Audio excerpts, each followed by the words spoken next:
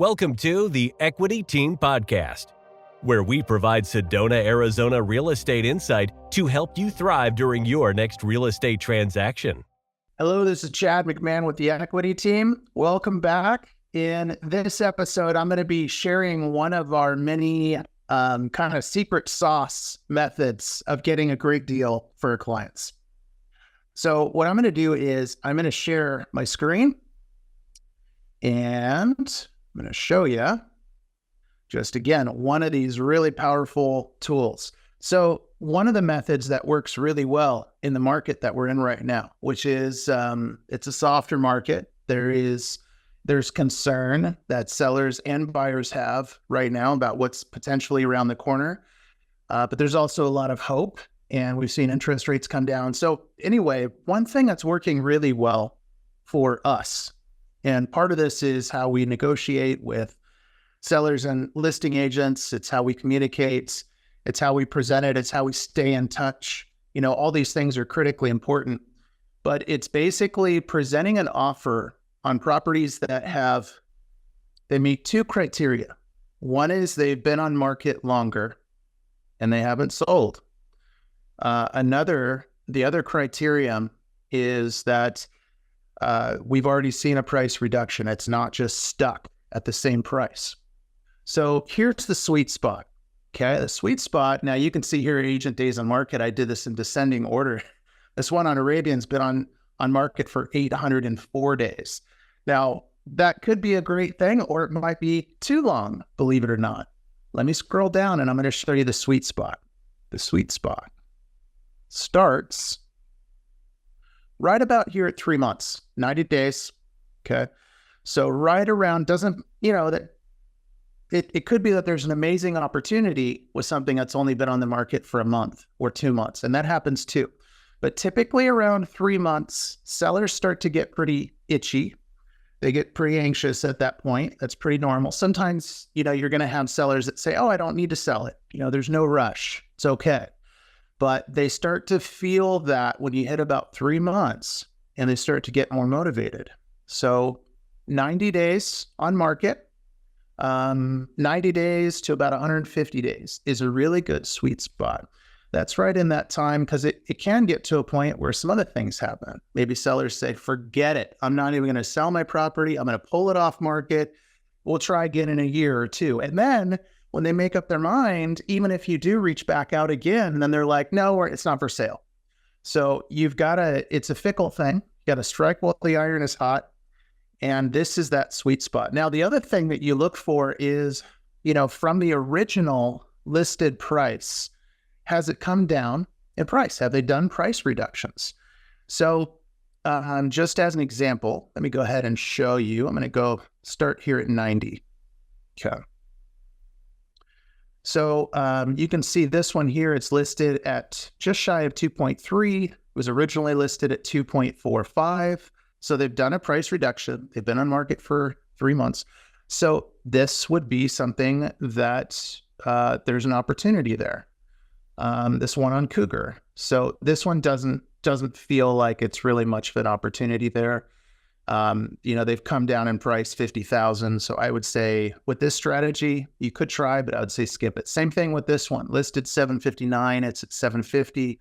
I would say for this strategy, skip it. This one's the same price, skip it. This one, originally listed at 1,145. Now it's at 995. This one I'd consider this to be a great opportunity with this strategy. This one on Whitetail, originally at 1.275. Now it's at 1.195. There potentially could be that there's something there. This one on Sherman, it was originally on 1.57. Now it is at 1.45. There's potential here. And, this one would have sold on, within the first week if it was short-term rental friendly, but it's not. So that one has hurt this one. Great property, by the way. This one here on Brielle, originally listed at 1.14. Now it's essentially 1.1. So it's come down a little bit.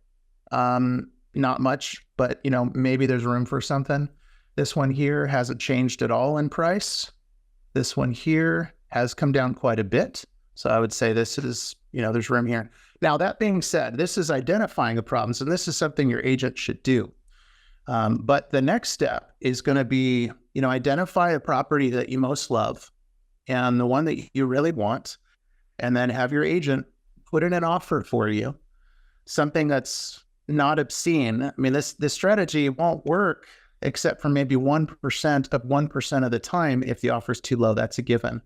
But you come in, let's say, for example, let's say it was originally listed at 1.2 million. Now it's at 1 million. It's been on the market for 3 or 4 months or 5 months, something like that. And so you come in at, let's say, 900,000. It's a property you love. You really want it. Okay. You come in at about 900,000. And let's say the sellers, and by the way, this is what will happen most of the time. Let's say the sellers counter at 960 and you say, I'm sorry, 900 it's my best offer. Okay. This is assuming this is a situation for you. For you, it might make sense to do 960 or counter again at 940, 950 and see if you can get it done. But if it really is a hard line in the sand for you and financially you just can't do it or you can't justify it for whatever reason, you let that offer of 900, you let it marinate. You let it sit out there, and then the agents keep talking. So this is what we do all the time, for our clients. We have a legitimate, qualified offer. Of course, it's always stronger if it's cash, but most people can't do that. So even financed, whatever it may be, but you let that offer out there and that let the agents keep talking. And, sometimes this can take, 60% of the time, the sellers are just going to say, no, I'm just not interested. Sometimes they will be offended. Sometimes they won't. Sometimes they have a hard line in the sand and they just can't do what you're wanting to do, in which case it's just not going to happen. But we find that we have a pretty good success rate, about 40% of the time, we're able to get deals done where it just takes a while. Takes anywhere from 3 days to about 3 weeks. And the agents keep talking. And then, you just keep that flame alive, or the agents do rather. And then eventually the seller says, gosh, maybe I should take that offer. And this is a conversation they're having with the listing agent.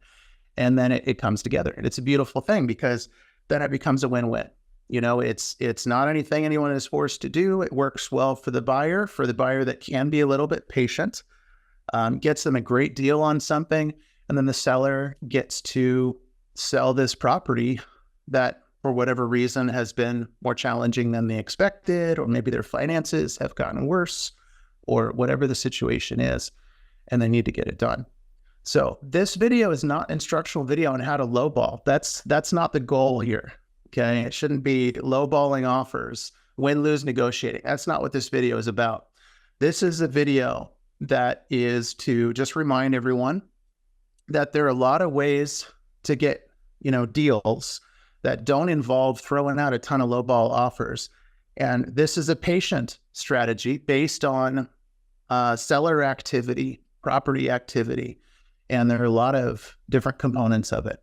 So, reach out to us, call me, text me, email me, schedule an appointment to chat, whatever it is, and we can talk about a few properties, see if maybe it makes sense for that.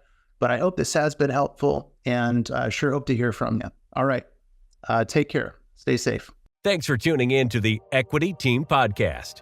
To speak with one of our top agents, visit us at owninaz.com. That's owninaz.com. Or call us at 928-323-0031.